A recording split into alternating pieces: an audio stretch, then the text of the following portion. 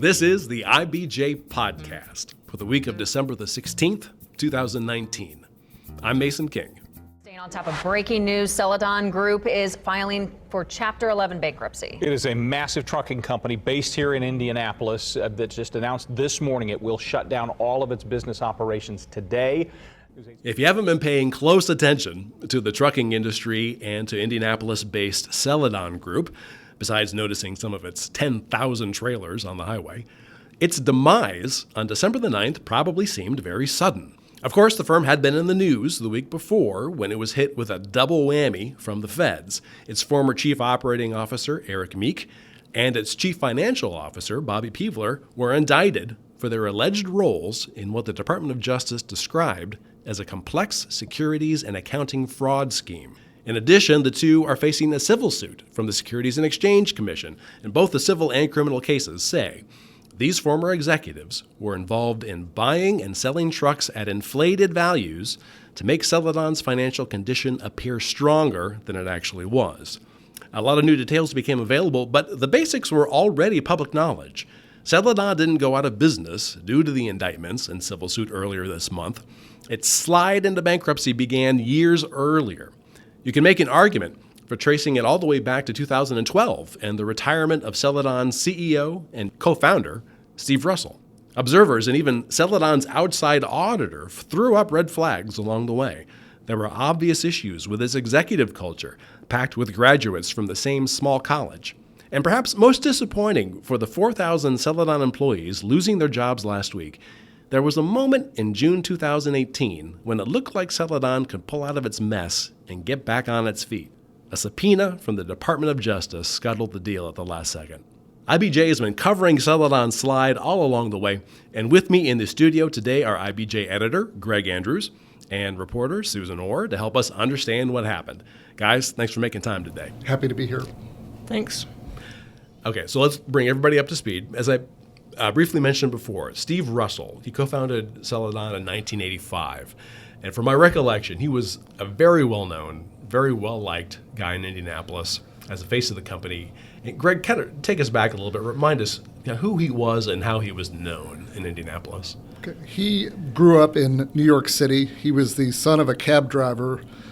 He was very accomplished professionally. So he kind of straddled both worlds of being able to relate to everyday people. He was very popular with the drivers, but he had 2 degrees from Cornell. Prior to starting Celadon, he had worked as an executive at Hertz and at Ford. He started his company in 1985 and basically decided to put it here for the reasons that a lot of transportation-related businesses are here, to be in the crossroads of America. He was very involved in the arts in Indianapolis, the Indianapolis Museum of Art, Phoenix Theater. He was a guy who tended to use salty language. I remember attending an event once where someone, this wasn't salty language, but somebody said to him, "Oh, you like Indianapolis, so you must be pleased to be able to go to Shapiro's to get a good corned beef sandwich." And his response was, "Anybody who says that does not know what a real New York deli is like." So he was proud of his New York ties, but he really became a big player in the business community here. I remember I interviewed him, I think in 2009. Obviously, this was after 9/11, and he had a huge blown-up photo of the Twin Towers in his office, which to him was kind of like a totem to like kind of death and rebirth. It was a way of inspiring himself to help rebuild Celadon, which had, like everything else during the recession, had gone through some hard times. So he was like a real raconteur, as I recall, and an emotional guy. Mm-hmm. In 2012, in his early 70s, Russell stepped down as CEO. In 2015, he relinquished the role of chairman, and both of those positions went to Paul Will, who had been Celadon's president and COO. And as I mentioned, the trucking industry seemed like it was struggling at the time, certainly during the recession, but even after. Susan, what was going on, basically? What were the market conditions like?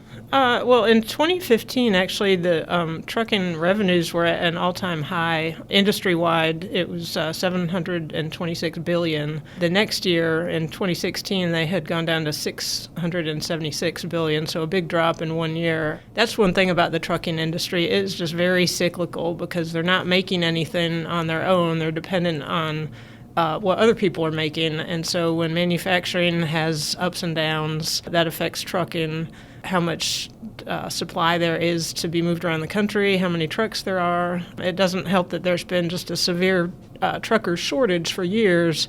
So you can only go down so far on wages because you're looking for truckers, and so you've got to pay them to motivate them to join you. So really all those things, depending on what's happening with your individual trucking company, they can make your good times better, or if you're struggling and then the trucking economy collapses, it can definitely make a bad thing worse. So one of the things that Celadon did around this time in the teens was to grow its truck leasing business, and it went from 750 tractors in 2013 to more than 11,000 in 2016. Why was that? Why was that one of their strategies? One of the strategies in the post-Steve Russell age was to kind of diversify some of the things that they did within the transportation space, and they established this strategy where they would buy tractors, which is the front, the cab part of the truck where the driver sits, and they would lease those to independent operators who would drive for Celadon, but they wouldn't actually be company employees. Then the drivers would be making lease payments directly to Celadon. When those trucks got to a certain age and Celadon didn't want to keep them in its fleet, it would turn around and sell them to other people. So that was why they grew the tractors so much in that short time. So Steve Russell then dies in 2016, and that is the year when prosecutors allege that the accounting fraud began. So Greg, describe what happened. Basically, the issue that Quality Company's truck leasing division was facing is their trucks had plunged in value for various reasons. One, weakness in the industry. Another was that they had a large number of a certain type of truck that was known to have mechanical problems, so it couldn't be sold at the kind of price that a truck that was problem-free would be sold for. If you have something that's plunged in value and then you go sell it, if you're doing things on the up and up, you have to record a loss on that transaction. But they didn't want to do that, according to what prosecutors say. So what they did is they worked with a local truck dealer in Indianapolis that we've identified as Stoops Freightliner, and they were able to persuade, according to prosecutors, Stoops Freightliner to participate in this scheme to hide the losses. And the way they hid the losses basically was by Stoops Freightliner overpaid for the trucks that were sold, but then when Celadon turned around and bought other trucks, they overpaid for those trucks. If that makes sense, that masked the loss. And they did this because they didn't want to show the loss. They didn't want to fess up that they had taken a bath on this division. They wanted to make it appear everything was humming along, according to prosecutors. So fairly early, it seemed like there was some skepticism from the outside. A fellow named Jay Yoon of Summit Ridge Partners began questioning Celadon's accounting in 2016, doing so on that investing website, Seeking Alpha. So Greg, what did Yoon find exactly? Or what was he alleging? In his first column, written in July 2016, he's just raising some general skepticism. For one thing, this truck leasing division was an off-balance sheet venture, and off-balance sheet ventures can raise red flags because there's not the same transparency to really see what's going on. So he was suspicious of that, and there were some technical things where he didn't think the balance sheet and the cash flow statements seemed to square exactly. So he was basically saying there's smoke here, but at that point he didn't have a smoking gun. Then, probably because he wrote that original column, in December he wrote another column with the headline, "A Smoking Gun Emerges." He said he had an inside source who told him all about that truck swap with Stoops, and so he wrote all about it at that point. And that was the first time questions had been raised publicly by anyone about that particular transaction. Now, the accounting firm BKD, which was Celadon's outside auditor, stepped up its scrutiny of the transaction and questioned the executive team about the propriety of the truck deals. And Susan, do you recall what the executive said and then what BKD, how they reacted? According to the criminal indictment unsealed last week, BKD really was questioning the firm on were these transactions, were they independent of each other, and were the trucks correctly valued? And according to the indictment, the executives repeatedly said, yes, these were appropriate values for these trucks, and no, these were independent. One deal was not dependent on the other. And of course, the prosecutors are saying that that is not the case.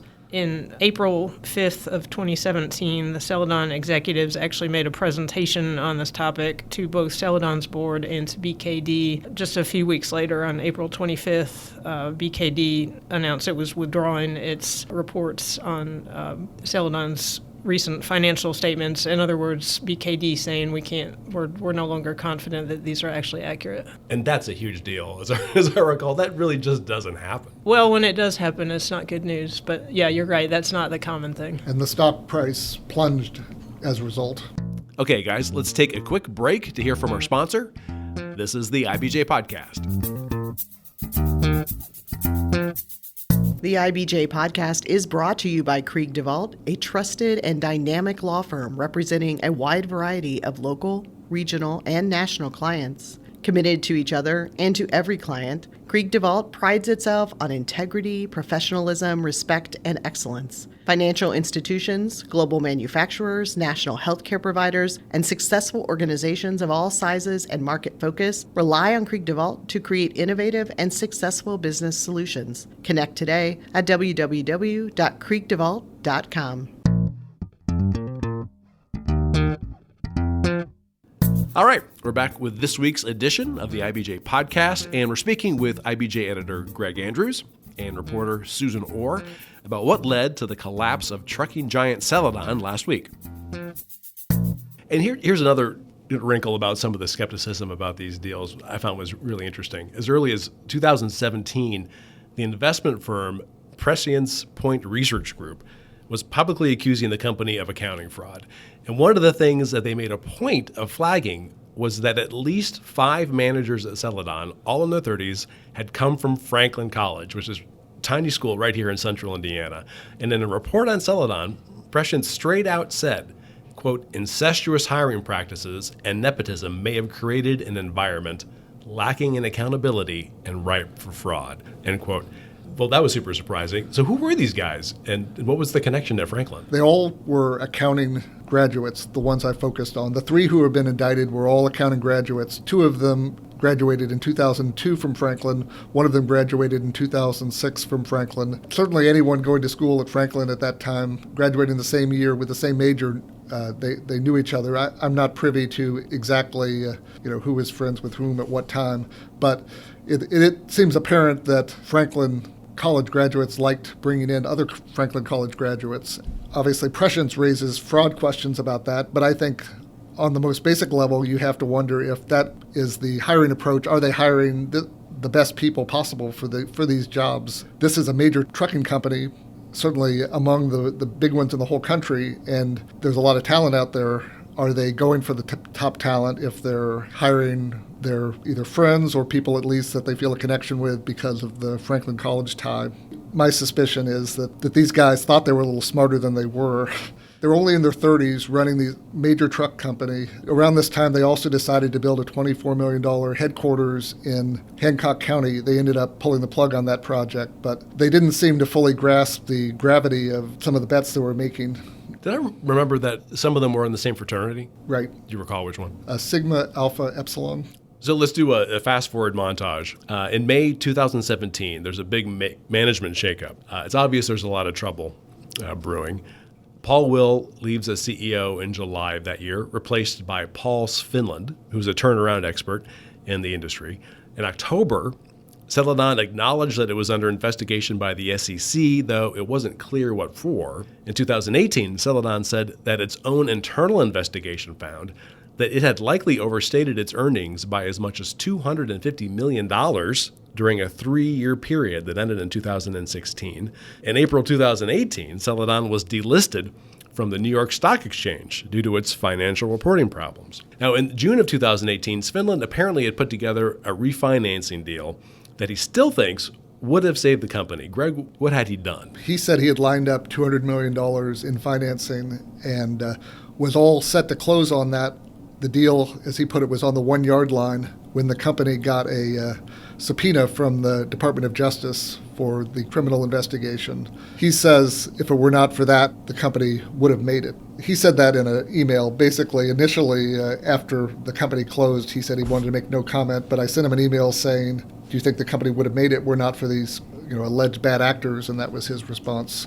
Now, fast forward to April 2019, April of this year, Celadon agreed to pay a huge amount of money to settle securities fraud charges. Susan, what happened? Celadon agreed to pay $42.2 million in restitution to shareholders over this whole issue. At that time, the person who had been the president of Quality Companies, his name was Danny Williams, he pleaded guilty to several charges that were all related to that. So the deal was that Celadon would agree to pay $5 million within, I think, the first 90 days after the settlement came out, and then it would pay additional amounts over time. And that seems like an awful lot of money. It is a lot of money, and I think especially when you're struggling, that's just going to be one more hurdle to deal with. So to bring us up to December, Meek and Peevler were indicted for their alleged roles in the fraud scheme earlier this month. But this isn't why Celadon shut down its operations on December the 9th, I don't think. What in totality, what's the full picture of why Celadon had to close? I think it really comes down to the financing issue. I think it was July, after lengthy trying, Celadon did come into some new financing with some new lenders twice, or actually, I think it was 3 times. Since then, they went back and revised the covenants of that. And so that might be an indication that things were not going so well, because you don't routinely renegotiate those if you don't have to. So I think it was really just their money ran out, and it's hard to say what the timing was with the indictments, because everything traces back, not everything, but a lot of it traces back to the problems that got them into legal trouble. But to the outside observer, it does look like the indictments kind of triggered this, and that's not entirely true, but they are related, I think. When you're having financial trouble, it certainly doesn't help to have a giant cloud of scandal hanging over your company. In a bankruptcy filing, in the day of the bankruptcy filing, a Celadon official basically laid out the final months and said that starting in July, the trucking industry really weakened. And so that was a new challenge that was adding to basically the rates that were being paid to haul freight were falling. And so that was fouling up the economics of their turnaround. Little by little, the lenders got more and more tight-fisted and were unwilling basically to keep giving them more flexibility. So in fact, a couple of weeks ago, one of the lenders filed a lawsuit against Celadon that we hadn't previously been aware of. Ultimately, I guess lenders ran out of patience, and Celadon had nowhere to turn to get any relief. So what happens next? Could there be more charges? Well, the most obvious thing that happens next is the bankruptcy works its way through, and bankruptcies sometimes get resolved quickly, but oftentimes they don't. And I have just a feeling that because of the complexity of this company and the size of it, that it may take quite a while for things to unwind there. As far as charges,